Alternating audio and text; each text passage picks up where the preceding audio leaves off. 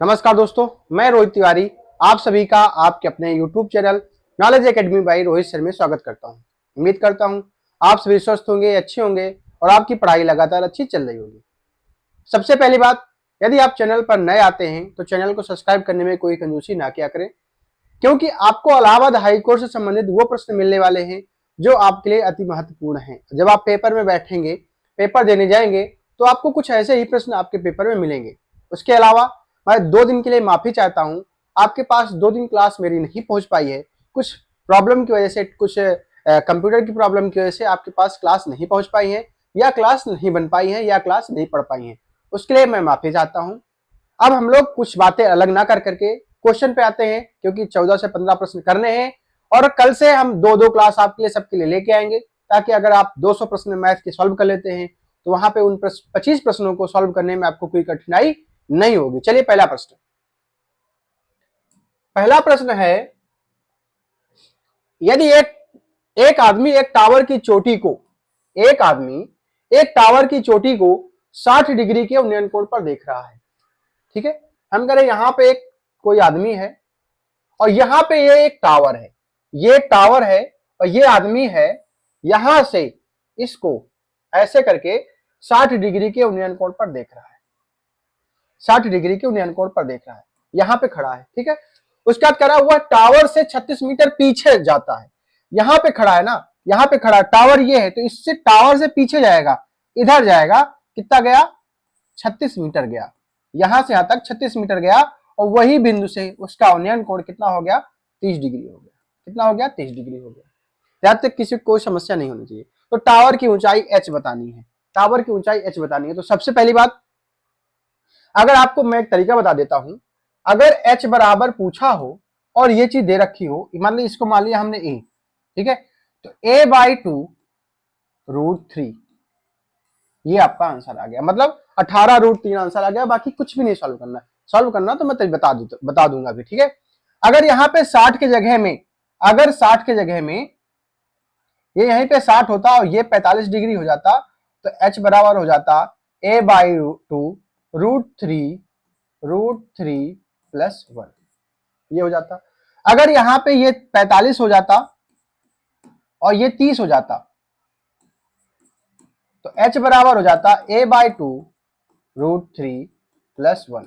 यहां से आप इन तीनों को लिख लें, नोट कर लें, क्योंकि ये प्रश्न आपके प्रश्न पेपर में पूछा जाएगा। तो आपको समय ना बर्बाद करके सीधा सीधा 36 दिखेगा, 18√3 आंसर लगा देंगे। अगर 60-30 होगा, 60-45 होगा, 18√3 प्लस √3 प्लस 1 हो जाएगा। और अगर 45 और 30 है, अगर आंसर उन्नयन कोण बना रहा है, तो 18 मतलब आधा, 18√3 प्लस 1 हो जाएगा। आपका तीनों आंसर खत्म।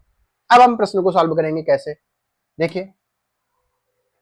ये टावर है, टावर से ये उन्नयन कोण बना रहा है 60 डिग्री का, ये ऐसे गया, यहां पे 30 डिग्री का उन्नयन कोण बनाने लगा। कितना? यहां से यहां तक 36 है। एच दे रखा है, एच पूछा है, एच पूछा है। तो आप ये बताइए, इस त्रिभुज के लिए, कौन से, ये वाले त्रिभुज के लिए इसका उन्नयन कोण कितना है? इसका सॉरी, इसकी ऊंचाई कितनी है? 30 है, √3 है, तो ये कितना हो जाएगा? 30 है, तो ये कितना हो जाएगा? 1 हो जाएगा। यहां तक किसी कोई समस्या नहीं होनी चाहिए। उसके बाद में ये पूरा 30 है और ये पूरा 60 है, ये पूरा 30 है और ये पूरा 60 है। तो अब ये बताइए कि अगर अगर ये 60 पूरा है तो ये कितना हो जाएगा? 30 हो जाएगा। अब अगर ये 30 है, ये 30 है, तो ये भुजा और ये भुजा बराबर होगी। तो अगर ये 36 है तो ये भी कितनी हो जाएगी? 36 हो जाएगी। अब 60 30 में 90 में क्या होता था? ये सामने की भुजा क्या होती थी? 2। मेरे हिसाब से 36, 1 बराबर 18 के, जब 1 बराबर 18 के तो 60 के सामने की भुजा कितनी होती है? 18√3। खत्म। बताइए, इसमें कुछ, इस प्रश्न में कोई समस्या थी क्या? नहीं थी। अब उसके बाद में रेशियो से भी बना सकते थे। कैसे बना सकते थे? ये 30 है, ये 60 है, अगर एक बार ये √3 है, एक बार ये 1 हो जाता, तो इसको √3 की जगह में 1 बनाते। अब देखो, ये √3 हो जाता पूरा 60 की वजह से, ये √3 हो जाता, फिर रेशियो बनाते, रेशियो से निकालते, तब भी आपका आंसर आ जाता। तो जो जैसे सॉल्व करना है, तरीका होना चाहिए, तरीका हमें पता है तो अच्छे से सॉल्व हो जाएगा। ये तरीका हो गया और डायरेक्ट तरीका बता दिया हमने आपको अलग से। चैनल पर यदि आप नए आते हैं तो चैनल को अगर आप सब्सक्राइब नहीं करते हैं तो आपके लिए समस्या है।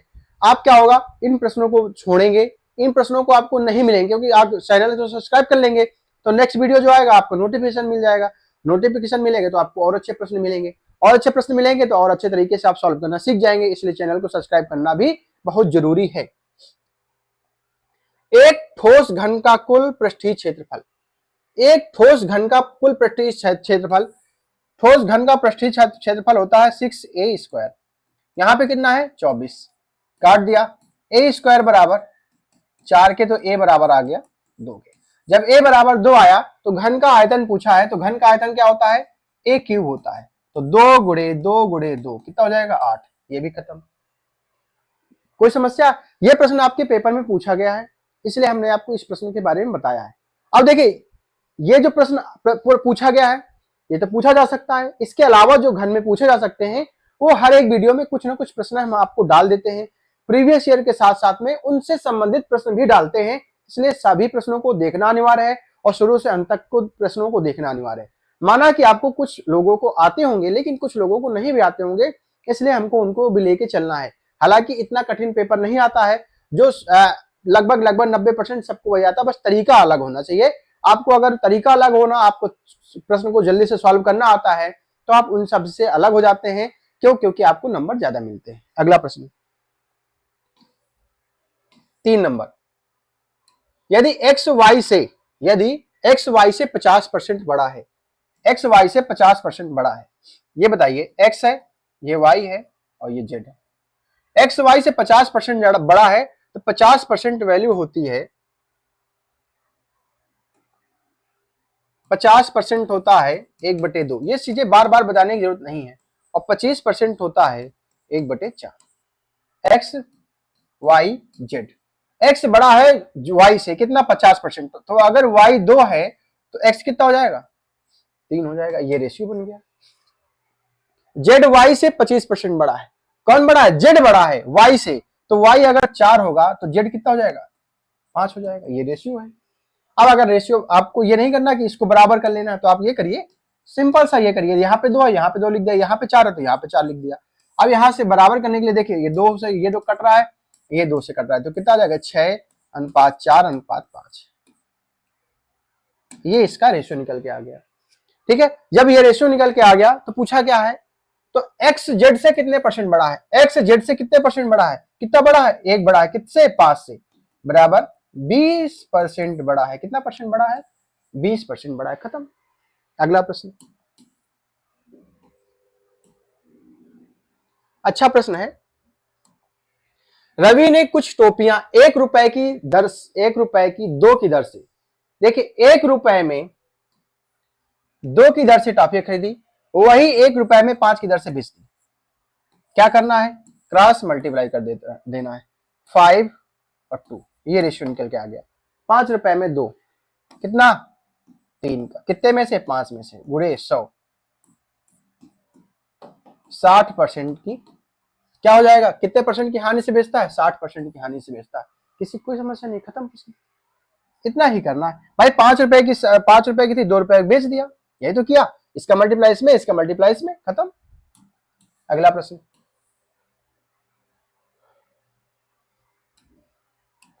कह रहा है 0, 2 और 4 द्वारा बनी बड़ी से बड़ी संख्या। कह रहा है कि ये संख्याएं हैं, 3 संख्याएं हैं, एक 0 संख्या है, एक 2 संख्या है और एक 4 संख्या है। इन तीन अंकों से बनी 3 अंकों की संख्या, इन 3 अंकों से बनी 3 अंकों की संख्या बतानी है, जो इन तीनों से सबसे बड़ी संख्या हो सकती है। तो इन तीनों को मिलाकर के सबसे बड़ी संख्या हो सकती है 420, और इन तीनों को मिलाकर के सबसे छोटी संख्या हो सकती है 204। इसके अलावा कुछ हो सकता है क्या? तो कह रहा है उनका औसत बताइए, तो इनका औसत कितना हो जाएगा, ये हो जाएगा 4 और 2 6, इनका औसत हो जाएगा बटे 2 कर दीजिए, काट दीजिए, औसत ही तो बता रहे हैं, दो संख्याओं का औसत कितना है 3 1 2, तो कितना हो जाएगा 312, इनका औसत हो जाएगा, खत्म। अगला प्रश्न,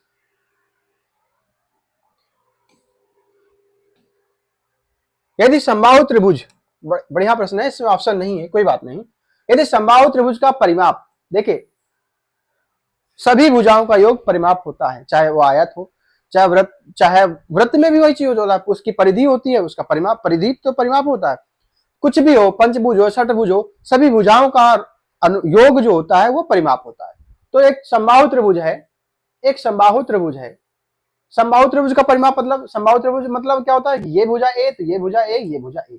समबाहु त्रिभुज मतलब समबाहु, सभी भुजाएं बराबर, तो ये ए, ये ए, ये ए, इसका परिमाप कितना हो जाएगा 3a, क्योंकि सभी भुजाओं का योग परिमाप होता है। बराबर दे रखा है 42 सेंटीमीटर, ए बराबर कितना आ जाएगा 14 सेंटीमीटर, ए बराबर 14 सेंटीमीटर आ गया। तो इस समबाहु त्रिभुज का आयतन बताना है, क्षेत्रफल बताना है, तो समबाहु त्रिभुज का क्षेत्रफल होता है √3/4 a स्क्वायर, यही तो होता है √3/4 स्क्वायर, तो √3/4 इंटू, खत्म। इस प्रश्न को सॉल्व करें, आंसर निकालें, खत्म।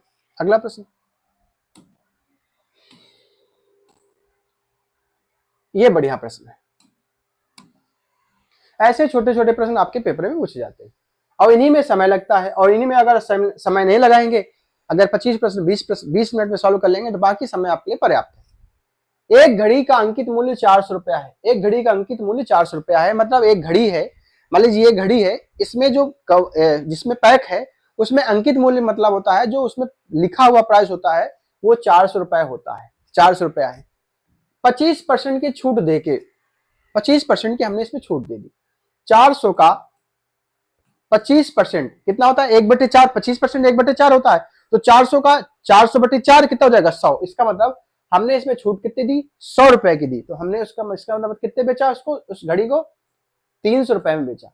इसका मतलब जब 300 रुपए में घड़ी बेच रहे हैं तो हमें 20 रुपए की हानि हो रही है। कितने की हानि हो रही है 20 रुपए की हानि हो रही है। इसका मतलब इसका क्रय मूल्य क्या रहा होगा 320 रहा होगा, इसका क्रय मूल्य क्या रहा होगा 320 रहा होगा। देखिए 400 रुपए की वस्तु 25% की हानि पर दे रहे हैं, 25% की छूट दे रहे हैं, तो छूट किस पे देंगे मार्क प्राइस पे देंगे, तो 400 का 25% 100 होता है, तो 100 रुपए कम हो गए, तो हम बेच कितने में रहेंगे 300 रुपए में बेच रहे हैं, उस वस्तु को 300 रुपए में बेच रहे हैं, लेकिन 20 रुपए की हानि पे बेच रहे हैं। इसका मतलब क्रय मूल्य 320 रहा होगा, तभी तो 320 रुपए की वस्तु 300 रुपए में बेचा तो 20 रुपए की हानि हो गई, तो 20 रुपए की हानि हुई, कितने में से, हानि किस पे होती है क्रय मूल्य पे होती है, और छूट जो दी जाती है बट्टा दिया जाता है किस पे दिया जाता है मार्क प्राइस पे दिया जाता है, अंकित मूल्य पर दिया जाता है। तो 320 रुपए की हानि कितने में से 320 में से, गुणे 100, जीरो से जीरो कैसे 1/16, 1/16, 16 4 चौको 16, 25, 25/4 कितना 6 चौको 24, 1 25, 6 सही 1/4% आपका आंसर, खत्म। अगला प्रश्न 8 नंबर क्वेश्चन, अच्छा प्रश्न है। एक दुकानदार एक रेडियो के अंकित मूल्य पर 20% का बट्टा देता है, दो क्रमिक बट्टे हैं, तो दो क्रमिक बट्टे का मतलब होता है 20% का बट्टा देता है, 20% की वैल्यू होती है। देखिए अगर आपको नहीं आता है, हम बार बार बता कि सबको आता होगा, कुछ लोगों को नहीं आता होगा, तो परसेंट हटाएंगे, परसेंट हटाएंगे 100 से भाग दे देंगे, देखिए काट दिया 1/5 आ गया। यहां तक कोई समस्या आनी नहीं चाहिए, ये चीजें पता होनी चाहिए, लिखने की जरूरत नहीं है। जैसे 12% है, परसेंट हटाएंगे, जैसे परसेंट हटाएंगे तो 12/100 कर देंगे, देखिए 3/25 आ गया। कोई दिक्कत है क्या यहाँ पे किसी को, भाई कट गया। तो कह रहा है क्रमिक बट्टा देता है, कितना देता है क्रमिक बट्टा देता है, तो पहले बट्टा दिया 5 रुपए की वस्तु 4 रुपए में दे दी, 1 रुपए का बट्टा दे दिया, फिर 25 रुपए की वस्तु 3 रुपए का बट्टा दे दिया, कितने रुपए में दे दिया 22 रुपए में दे दिया। इसका मतलब 25 पंचे 125 रुपए की वस्तु उसने कितने रुपए में बेच दी 88 रुपए में बेच दी। मेरे हिसाब से कितने में बेची 704 रुपए में बेची। कितने बार जाएगा 1 बराबर 8 बार, कितने बार जाएगा 8 बार, 8 8 64, 8 7 56, 7 6 70, 1 बराबर 8 के, तो पूछा क्या है 125 गुणे 8 बराबर कितना जाएगा 1000, खत्म। इस प्रश्न का आंसर आ जाएगा 1000। बाकी कुछ भी नहीं करना, हम बार बार कहते हैं आप अपने एक्स पे मत जाएं, मतलब प्रश्न के, बाकी इसी की बात नहीं कर रहा हूं मैं, माफ करें, मैं सिर्फ प्रश्न के एक्स की बात कर रहा हूं। अगर इन प्रश्नों को आप एक्स से सॉल्व करेंगे तो आप फंसेंगे, फंसेंगे तो आप प्रश्न को सॉल्व नहीं कर पाएंगे, कुछ भी नहीं सॉल्व कर पाएंगे अगर आप एक्स के साथ जाएंगे तो, इसलिए एक्स को एक्स रहने दें, आप प्रेजेंट में जिए। अगला प्रश्न देखिए, अच्छा प्रश्न है, ट्रिग्नोमेट्री का अच्छा प्रश्न है और पेपर में पूछा जाएगा, आप वहां पे सॉल्व करेंगे तो थोड़ा सा कठिन लगेगा आपको, ठीक है। इस प्रश्न को सॉल्व करने में अगर आपका मूड ऑफ होता है तो मौसम्मी का जूस पी लीजिए, आपका मूड अच्छा हो जाएगा। और जब मौसम्मी का जूस पियेंगे तो क्योंकि रील चल रहा है, देख रहे हैं आप, मूड ऑफ है मेरा, जूस पिला दीजिए मौसम्मी का, यही चल रहा है।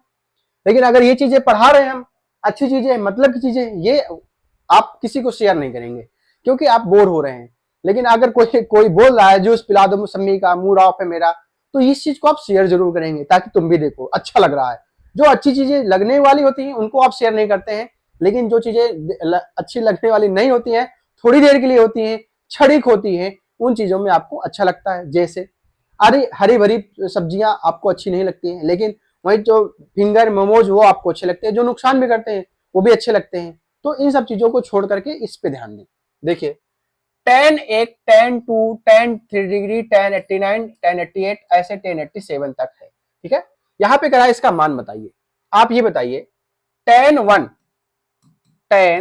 1 डिग्री, और यहां से अगर tan 89 को क्या लिख सकते हैं, 90 डिग्री माइनस 1 डिग्री लिख सकते हैं कि नहीं लिख सकते। तो ये हो जाएगा cot 1 डिग्री, cot 1 डिग्री। तो ये बताइए tan 1 degree into cot 1 degree कितना हो जाता है, 1 हो जाता है। क्यों, क्योंकि कट जाएगा, ये बटे में tan आ जाएगा। कैट का cot का 1 क्या होता है, 1 बटे tan। ये हो जाता है, देखिए tan 1 degree into 1 by tan 1 degree, तो ये tan से tan कट गया, 1 आ गया। इसका मतलब tan 1 tan 89 से जोड़ करके मल्टीप्लाई होकर के 0 हो जाए, सॉरी 1 हो जाएगा। वैसे 2 88 से हो जाएगा, 3 87 से हो जाएगा, और ऐसे 4 86 से हो जाएगा, ऐसे कटता चल जाएगा। तो बीच में बचेगा क्या, वो बचेगा tan 45। क्या बचेगा, वो बचेगा tan 45। तो tan 45 का मान कितना होता है, एक। बाकी कुछ सबके जोड़े बन रहे हैं। जब जो देखिए समस्या ये है, आप एक जगह रह रहे हैं, आप दो दोस्त हैं, आप यहां से यहां तक सभी दोस्त हैं, आप सभी यहां से यहां तक दोस्त हैं। अभी आपको कुछ नहीं पता है, ठीक है। दोस्त में एक मतलब मान लीजिए उसमें फीमेल है, मेल है, सबको ये दोस्त है। जैसे उनका जोड़ा बना तो वो निकल लिए, जिनका जोड़ा बच गया उसका मान होता है, बाकी किसी का मान नहीं होता है। जोड़ा होने के बाद किसी का मान नहीं होता, सबका मान ही होता है। जब तक सिंगल है आप, तब तक आपका मान होगा, ठीक है। सिंगल होने के बाद आपको रोजगार होना पड़ेगा। अगर आप सिंगल हैं और बेरोजगार हैं तो उससे बड़ा मान आपके लिए कुछ नहीं हो सकता है। तो बचता है अकेले tan 45। तो tan 45 का मान होता है 1, और ये आपका आंसर है, खत्म। अगला प्रश्न, cot 10 देखिए, अब बार बार बताने की जरूरत नहीं है। cot 10 किससे मिलेगा, 80, cot 80 से मिलेगा, तो ये 1 हो जाएगा। वैसे cot 20 70 से मिलेगा, 90 हो जाएगा। देखिए हो जाएगा, बचेगा क्या, ये कट जाएगा भाई, इसका भी मान है 1, इसका भी मान है 1, इसका भी मान है 1। तो 1 गुणे 1 गुणे कुछ नहीं, 1 ही होता है। तो cot 60 का मान क्या होता है, 1/√3 होता है। यही आपका आंसर हो जाएगा, खत्म। क्या हो जाएगा, 1/√3। अगला प्रश्न 11 नंबर, किसी कक्षा के 22 छात्रों की औसत उम्र 12 वर्ष थी। देखिए समझिएगा इस प्रश्न को। हम कह रहे हैं हम लोग 22 लोग थे, एक घर में 22 लोग थे, एक घर में 22 लोग थे, सभी के पास औसत 12-12 टाफियां थी। 22 लोग थे, सभी के पास 12-12 टाफियां थी। मान लिया, अभी हमने माना है सभी 22 लोगों के पास 12-12 टाफियां थी।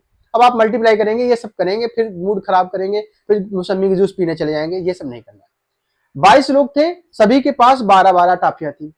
एक 23वां व्यक्ति आ रहा है, दूसरा व्यक्ति नया आ रहा है। अगर वो भी 12 टाफी लेके आता तो सभी लोगों बराबर होते, सभी लोगों के पास 12-12 टाफियां होती। लेकिन लेकिन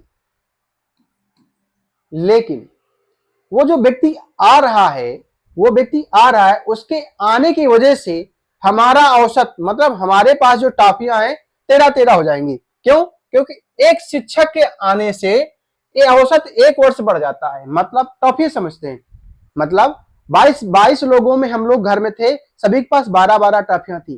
जो 23वां व्यक्ति आ रहा है, उसके आने से हमारे पास 13-13 टॉफियां हो रही है, हमारे पास 13-13 टॉफियां हो रही हैं। इसका मतलब ये अपने लिए तो 13 टॉफी लाएगा, क्योंकि 13 टॉफी करना है उसको साथ में, उसके साथ साथ में हम 22 लोग हैं, हमारे लिए भी एक एक टॉफी लाएगा, हमारे लिए भी एक एक टॉफी लाएगा, तभी तो 13 हो पाएंगे। तो कितना, इसका मतलब वो कितनी टॉफी लेके आया, इसका मतलब वो कितने साल का आया, 35 वर्ष का आया। कितने वर्ष का आया, 35 वर्ष का आया। 22 छात्र थे एक क्लास में, सभी का औसत 12 वर्ष था, सभी की औसत उम्र 12 वर्ष थी। शिक्षक उसमें शामिल जैसे होते हैं तो उनका औसत बढ़ जाता है, उनका सभी 22 लोगों का औसत बढ़ जाता है। तो 22 लोगों का एक एक बढ़ा तो कितना बढ़ा, 22 बढ़ा, प्लस अपना औसत भी तो बराबर करेगा, अपने लिए भी एक 13 लेके आएगा, 12 नहीं लेके आएगा, 13, क्योंकि सभी 13 साल के हो रहे हैं, तो अपने लिए तो 13 साल का आएगा, प्लस उन 22 लोगों के लिए भी 22 लेके आएगा, 22 साल उम्र लेके आएगा, तभी तो बराबर हो पाएगा। तो वो व्यक्ति कितने साल का आएगा, 35 साल का आएगा। बाकी बेसिक एक्स से आप सॉल्व करना जानते हैं, आप एक्स से सॉल्व कर लें। देखिए अगला प्रश्न,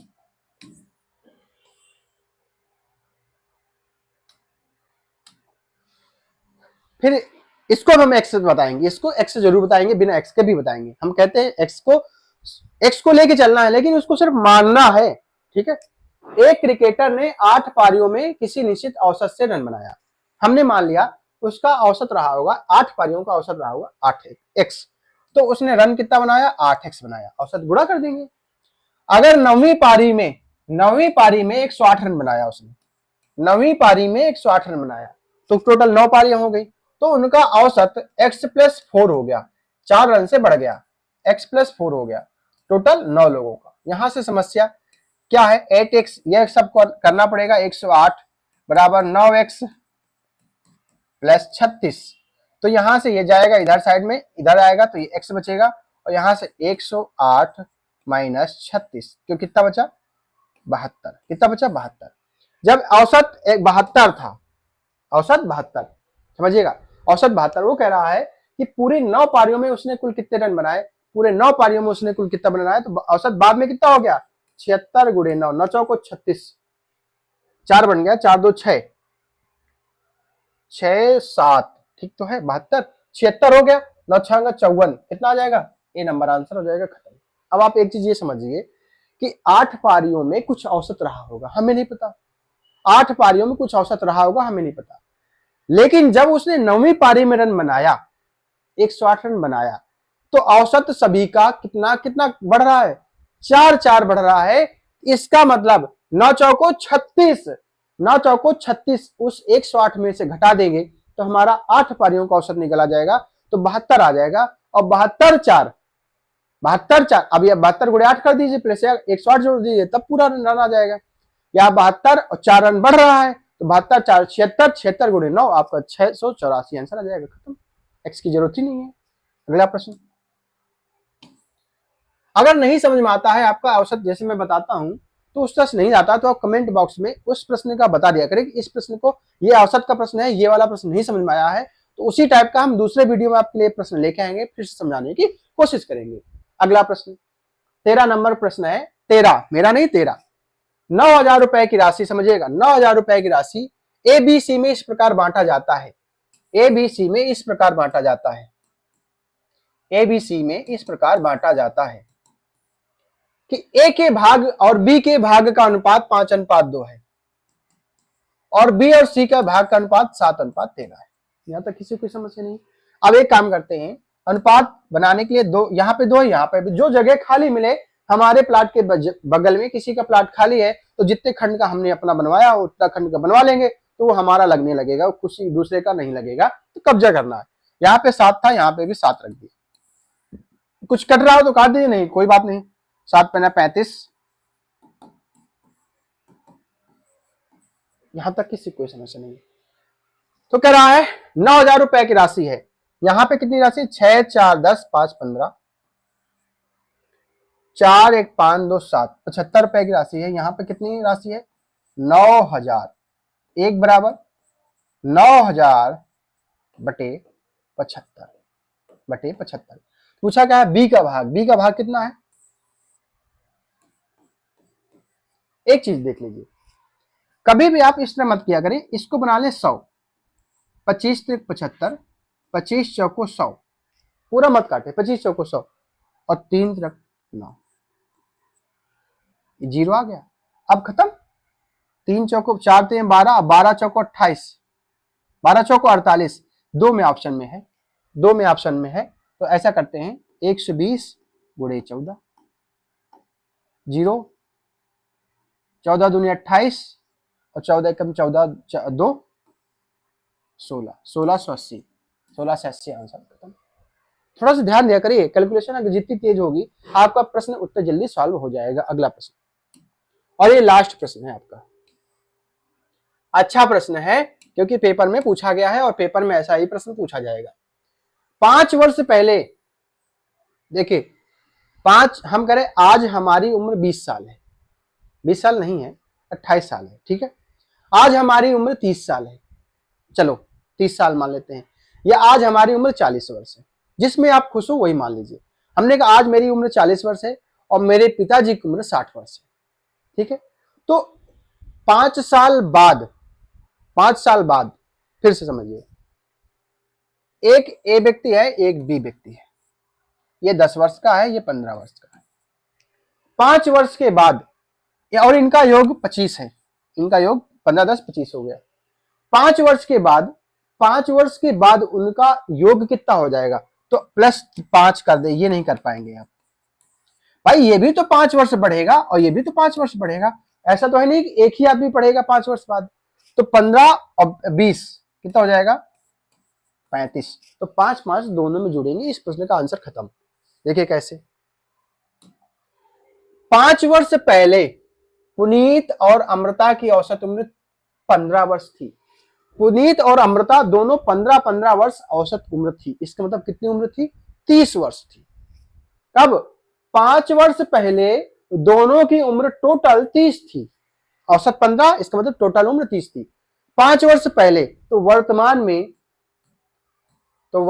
में उनकी उम्र कितनी हो जाएगी, वर्तमान में उम्र हो जाएगी 30 10 40। भाई 5 वर्ष अमृता भी बढ़ी, 5 वर्ष पुनीत भी बढ़े, वर्तमान में दोनों की उम्र हो गई 40। अब समझिएगा, आज यहां पे वर्तमान दोनों की हो गई।